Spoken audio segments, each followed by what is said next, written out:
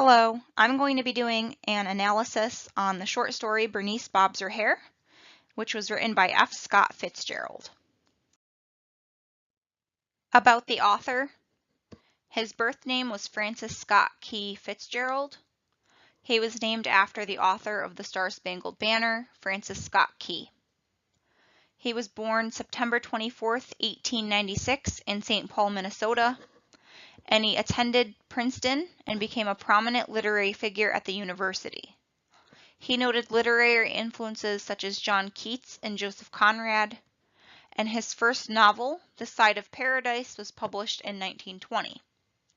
After the success of The Great Gatsby, Fitzgerald's life began to unravel.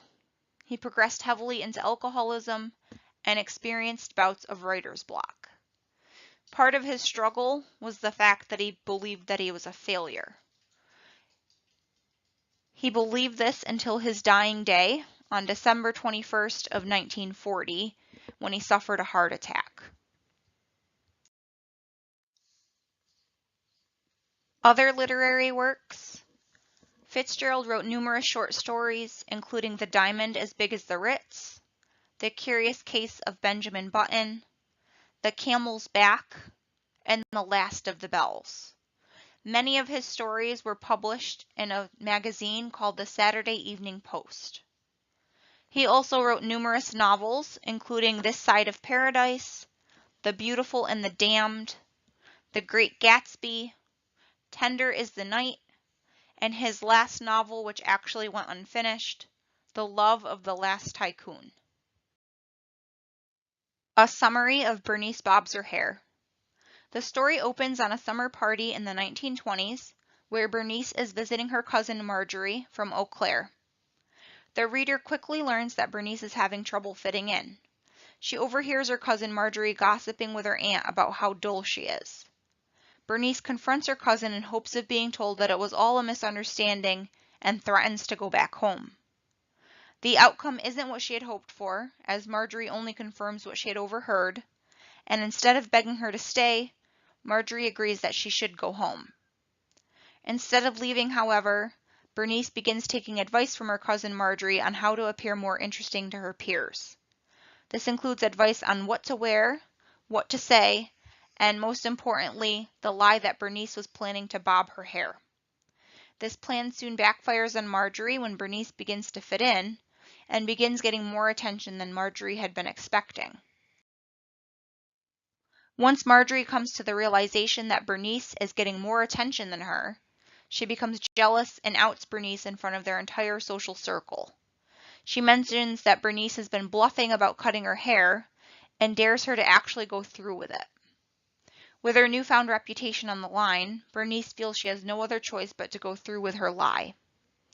After bobbing her hair, Bernice quickly finds that her peers are not impressed, and she's lost the awe and admiration they once had for her. Marjorie apologizes and tries to tell Bernice it really isn't that bad, and that it will grow back, almost acting remorseful for her actions. In an opposing fashion from the Bernice we first met, she finally grows a backbone and decides to get revenge on Marjorie.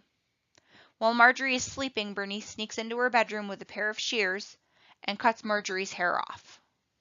Afterwards, Bernice sneaks out into the night, still holding Marjorie's hair in her hands, to catch a train back home, laughing as she goes, leaving the reader with one last quote: "Scalp the selfish thing." There are a number of implied themes in the story, one of which is jealousy. This theme is prominent in the story as Marjorie becomes increasingly jealous of Bernice. This becomes more apparent once Bernice begins to gain the attention of Marjorie's neighbor Warren. Another implied theme is betrayal. This theme is presented towards the end of the story, when Marjorie outs all of the lies she had been instructing Bernice to tell. She then corners Bernice into actually bobbing her hair out of spite.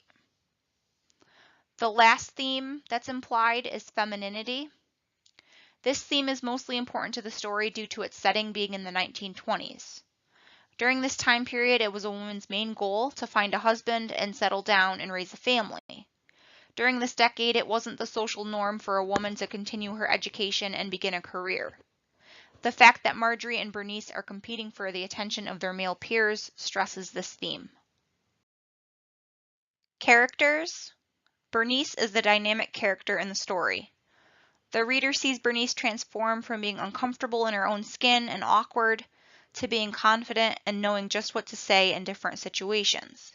She also transforms from being passive and allowing others to treat her poorly to aggressive and standing up for herself, so seeking revenge on Marjorie for forcing her to cut her hair. Marjorie, on the other hand, is a static character. She is self-absorbed and really only cares about herself. She seeks attention even if it means hurting others to get it, and she doesn't change at all from the beginning to the end of the story. These characters are revealed directly. Imagery. There is symbolism throughout the story. So with the use of symbolism, Fitzgerald shows the change in Bernice's character from the beginning to the end of the story. Bernice's hair is symbolic for her identity. In the beginning of the story, she is hiding behind her hair and using it as a mask to hide who she really is. She is self-conscious and using her hair to shield this fact.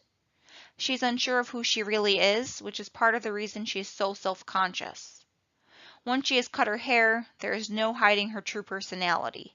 She becomes confident and isn't afraid to stand up for herself as she was in the beginning. Setting. Bernice bobs her hair is set in the 1920s, which is integral to the story for two reasons. Number one, Bernice cutting her hair into a bob style wouldn't be significant had the story been set in modern times. During the 1920s, women wore their hair long. The bob hairstyle was seen as daring and rebellious, being that it was so short. If the story had been set in modern times, a short haircut wouldn't be considered to be so scandalous. Second, the whole reason for Bernice bluffing about getting her hair cut was so that she would fit in and impress the boys. The time period is important in this case because it was the woman's goal to find a husband and settle down during this time.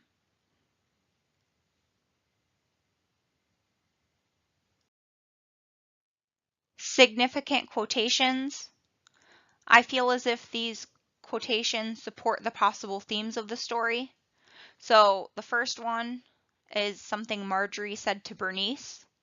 When a girl feels that she's perfectly groomed and dressed, she can forget that part of her. This quote is significant because it turns out to be completely true. In the beginning of the story, Bernice is lacking confidence in herself, which is why she is so awkward when interacting with her male peers. She is unsure of herself and doesn't know what to say. Once she has been coached by Marjorie on her appearance, she gains a new level of confidence, and she no longer struggles while making conversation. She has found her identity.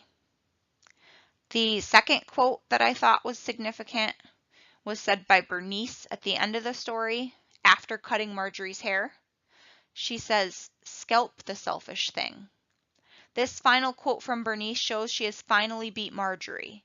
She has finally gotten revenge on all of the selfish ways in which her cousin behaved over the summer, and it ultimately shows that she has found her identity and confidence. Sexual attitudes. As stated previously, Bernice bobs her hair sheds light on the attitudes towards men and women in the 1920s.